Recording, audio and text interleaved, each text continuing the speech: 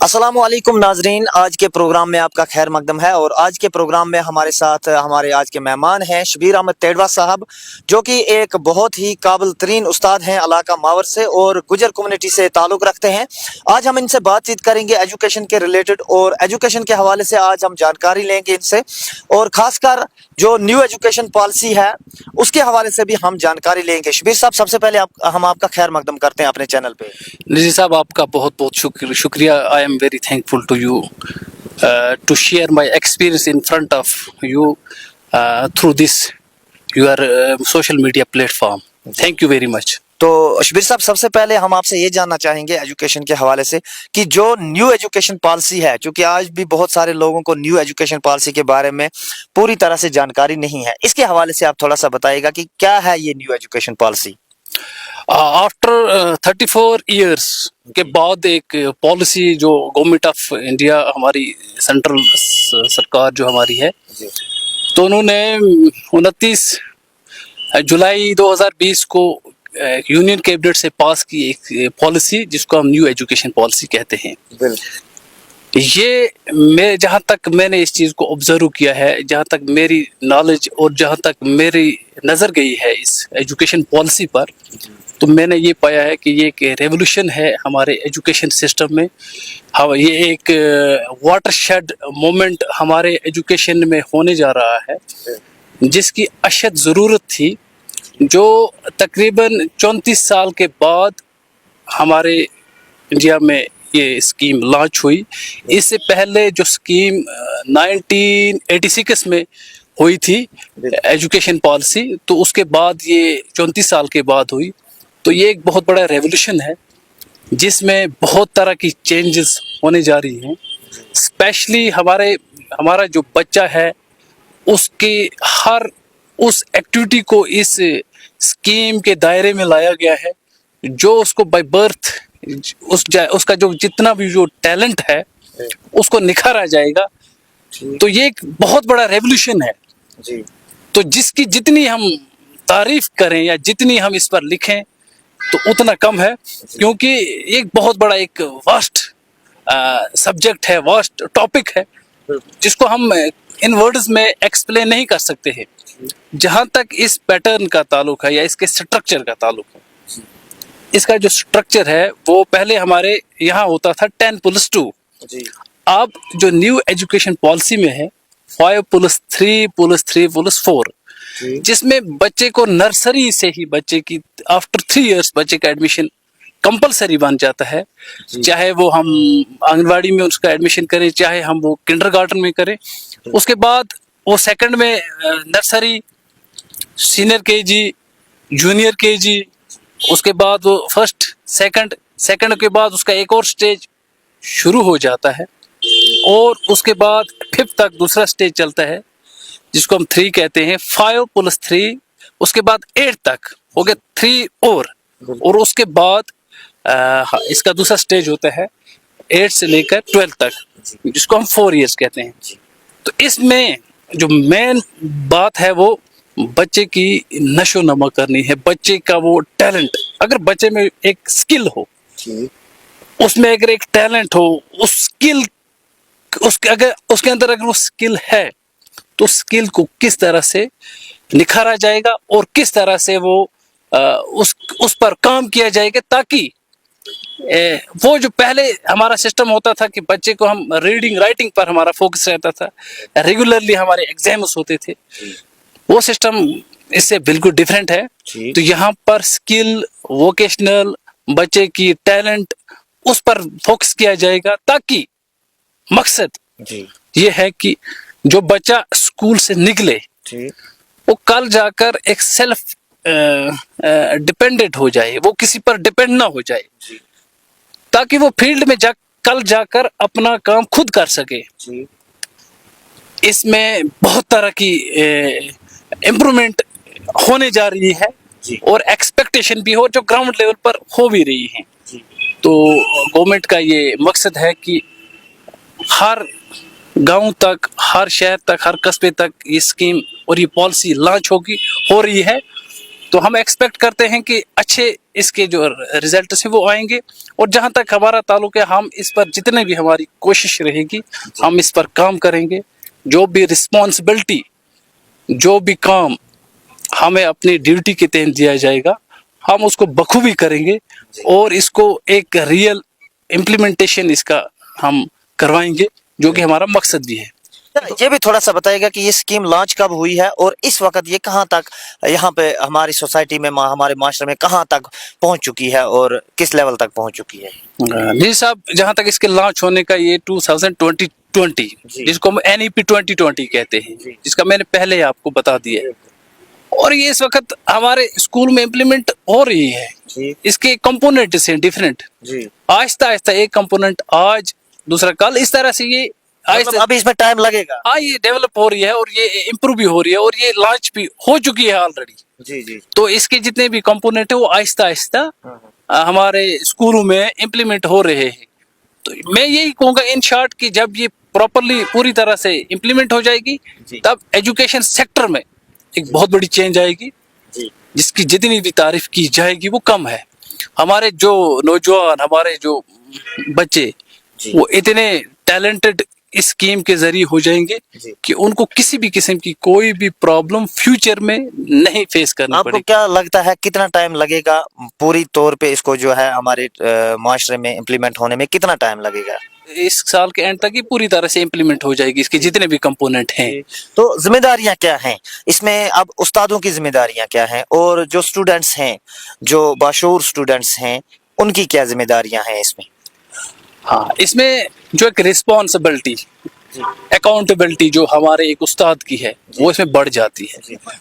استاد کو بہت ہی ہر لحاظ سے اس کو میں حرفن مولا بننا ہے اس میں. حرفن مولا بننا ہے آل راؤنڈ اس کے اندر. یہ کہ ہمارے استاد تو آل راؤنڈر ہیں ہی اس میں کوئی شک کی بات نہیں ہے لیکن اس میں تھوڑا ایکسس ہو جاتا ہے. ہماری رسپانسبلٹی ایڈ ہو رہی ہے جو کہ ہمیں ان ریئل میں ہمیں وہ شو کرنی ہے دکھانی ہے. اور جو بچے کی رسپانسبلٹی ہے بچے کو بھی اس میں ہوشیار رہنا ہے. اس میں تین پلرز ہمارے ایجوکیشن کے ہیں. ایک تو ہمارا بچہ ہوتا ہے جو مین ہمارا ہوتا ہے, اس کے بعد ٹیچر ہوتا ہے, اس کے بعد پیرنٹ ہوتا ہے. تو ہر ایک کی رسپانسبلٹی بنتی ہے کہ ہمارا جو بچہ ہے اس کا فیوچر اس کا مستقبل اچھا ہو, برائٹ ہو, چمکتا ہو, تاکہ اس کو فیلڈ میں جا کر کہیں پریشانی کا نہ اٹھانی پڑے. تو یہ ایک مین موٹیو ہے اس کا. ان نٹشل میں اسکل بچہ اسکلڈ ہو جائے ہر لحاظ سے, اس کے اندر وہ ہنر, اس کے اندر وہ ٹیلنٹ پیدا کرنا ہے.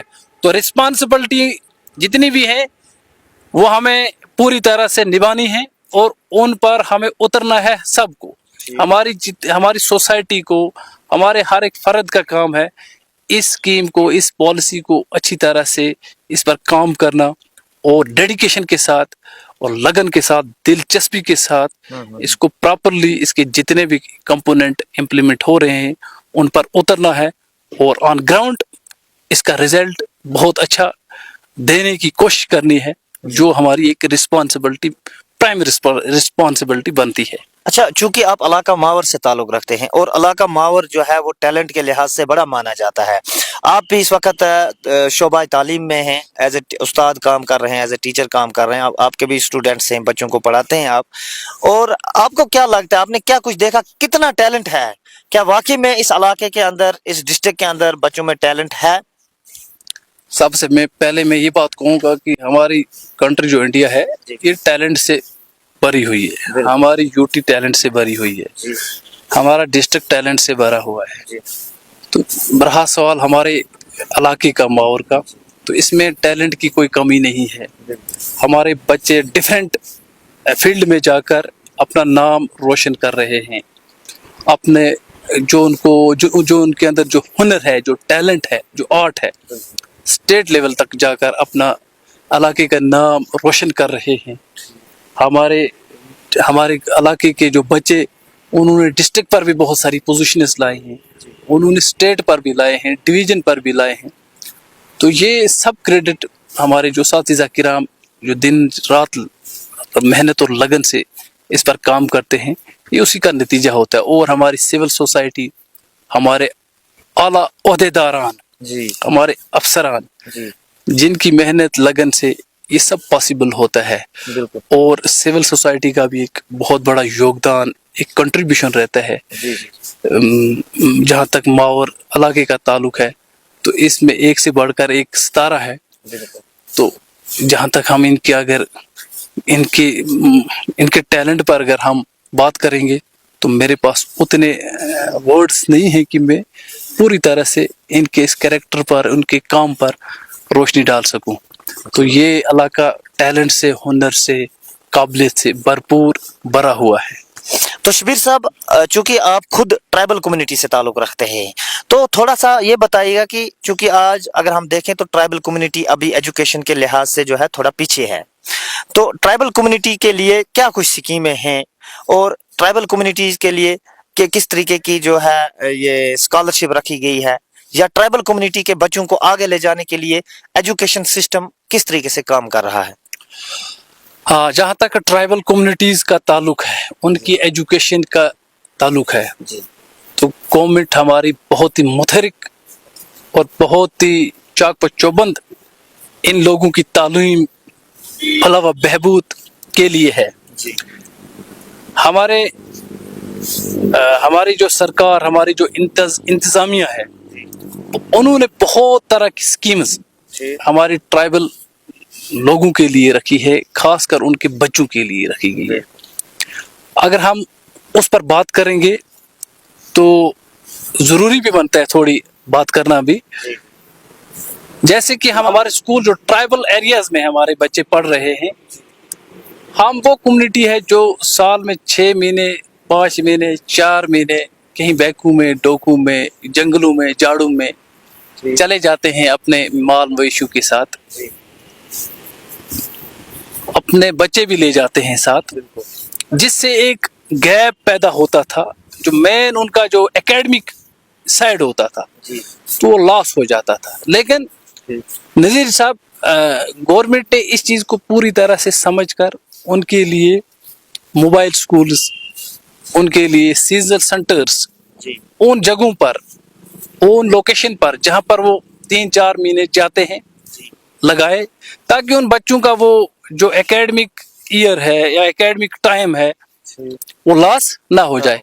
वो ऐड किया जाता है, वो वहां पर ईवीज, एजुकेशनल वॉलंटियर्स को लगाया जाता है जो उनको पढ़ाते हैं उस टाइम में, और अच्छी तरह से उसके बाद उनके एग्जाम्स भी होते हैं, उनके सर्वे भी होते हैं, वक्त वक्त पर उनके सर्वे अच्छे होते हैं, तो और एक रिजल्ट भी निकल कर सामने आता है कि कितना पढ़ा है, कैसे पढ़ा है, कहाँ कहाँ पर कमियां हैं।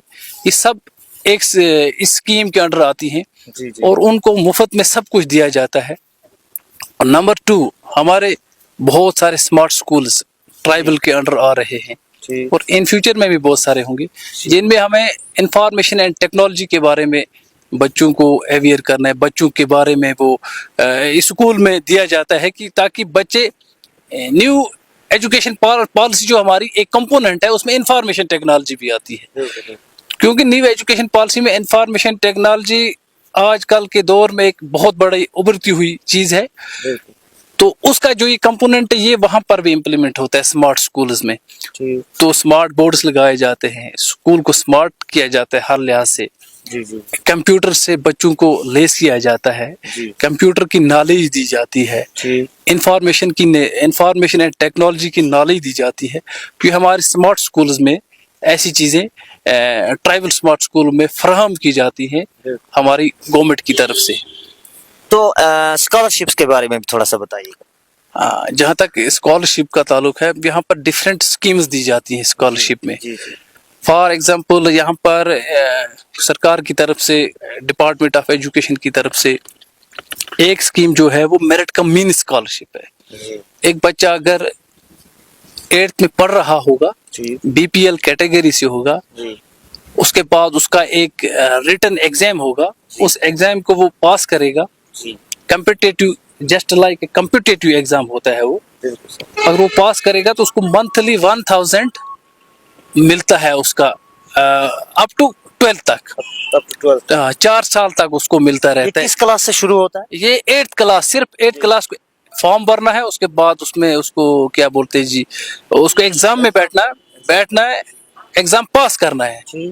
पास करके जितनी वैकेंसी है, जितनी सीट वहां पर होती है, उस मेरिट लिस्ट में अगर वो आ जाएगा तो उसको इसका प्रोविजन, इसकी ये फैसिलिटी उसको दी जाती है। नंबर 2, हमारे जो गरीब लोग होते हैं, लेबर वगैरह, उनको लेबर डिपार्टमेंट देता है, लेकिन कंसेंट एजुकेशन डिपार्टमेंट से होती है।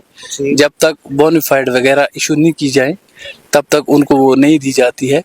तो वो भी एक स्कीम है, वो भी मुख्तलिफ क्लासों में डिफरेंट उसकी स्केल है, अमाउंट है, किस तरह किस क्लास में कितनी अमाउंट दी जाती है, तो वो एक अलग स्कीम है। उसके बाद तीसरी स्कीम हमारी नेशनल स्कॉलरशिप, जो पोर्टल हमारा NSP है, तो उसमें माइनॉरिटी स्कॉलरशिप दी जाती है 9th से लेकर up to 9th, 9th 10th 11th जितनी भी क्लास आगे आती हैं, तो वो भी हमारी गवर्नमेंट देती है, सेंट्रल गवर्नमेंट से वो फंडिंग होती है।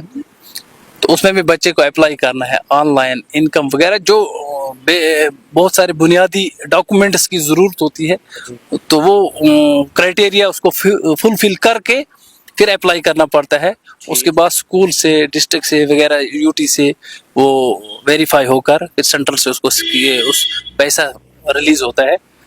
उसके बाद एक और स्कीम है, हमारे जो ST बच्चे हैं, हमारे ST या SC होते हैं, या पहाड़ी स्पीकिंग वाले बच्चे हैं, उनको सरकार, सेंट्रल गवर्नमेंट उनको स्कॉलरशिप देती है। उनको भी एक क्राइटेरिया के थ्रू जाना पड़ता है, उनको भी कुछ डॉक्यूमेंट्स होते हैं जो उनको फुलफिल करने पड़ते हैं, पूरे करके अच्छी तरह से एक सेट फाइल बनाकर ऑनलाइन पोर्टल पर जाकर वो अपलोड करने पड़ते हैं वो डॉक्यूमेंट्स। उसके बाद उसकी वेरिफिकेशन होती है स्कूल लेवल से, फिर उसकी डिस्ट्रिक्ट लेवल से होती है, फिर UT लेवल से, फिर इसी तरह से गुजरते हुए आगे ये फिर सेंट्रल लेवल से जब पूरी तरह से सेटिस्फाई हो जाते हैं हर वेरिफिकेशन के जो मुख्तलिफ मराइल होते हैं, तो उसके बाद सेंट्रल गवर्नमेंट इसको फंडिंग करती है। कितना होता है वो अमाउंट डिपेंड करता है उसकी क्लास पर, उसके एक्सपेंडिचर पर, जो उसको ईयरली खर्च होता है, तो वो भी एक स्कीम है।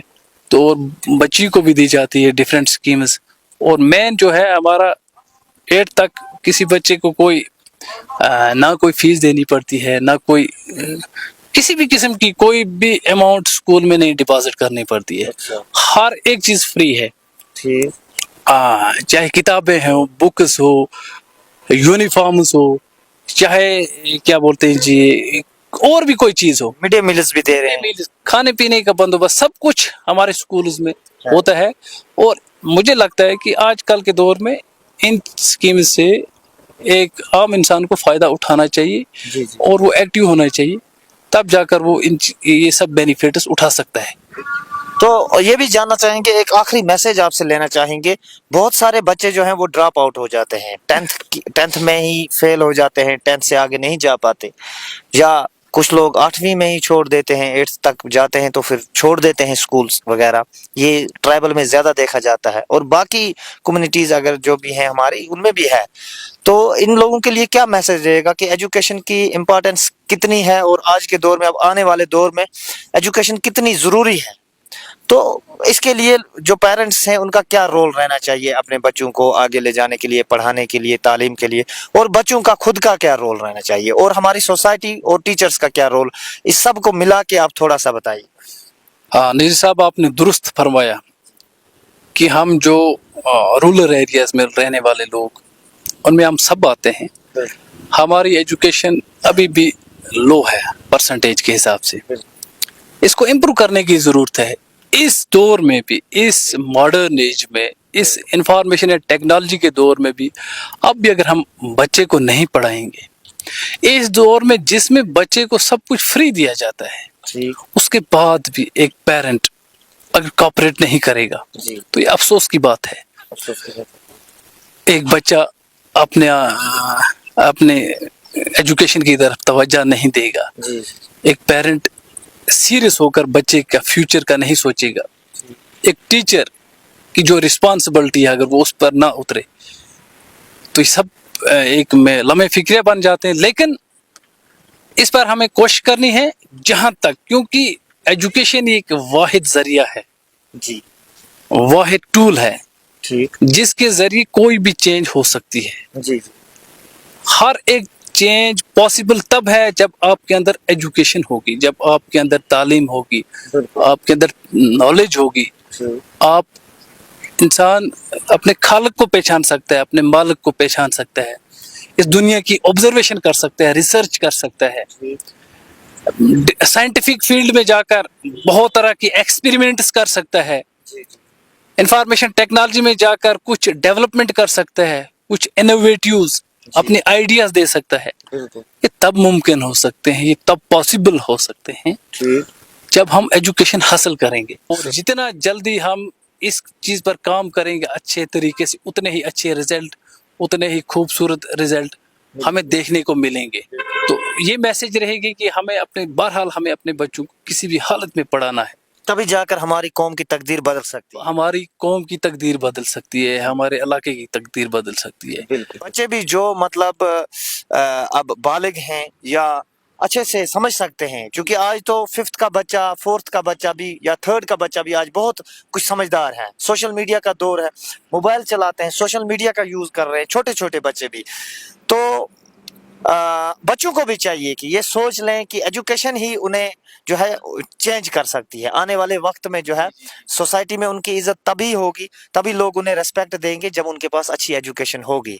अगर उन्होंने 9th में छोड़ दिया, 8th में छोड़ दिया, तो वो तो ना पढ़ने के बराबर। हाँ, वो एक हैंडीकैप्ड हो जाता है। जस्ट एक इंसान जब जो हैंडीकैप्ड होता है, उसका कोई ना कोई पार्ट काम नहीं करता है, तो वो उसमें वो बहुत महसूस वो अपने आप को करता है कि मेरे में कोई कमी है।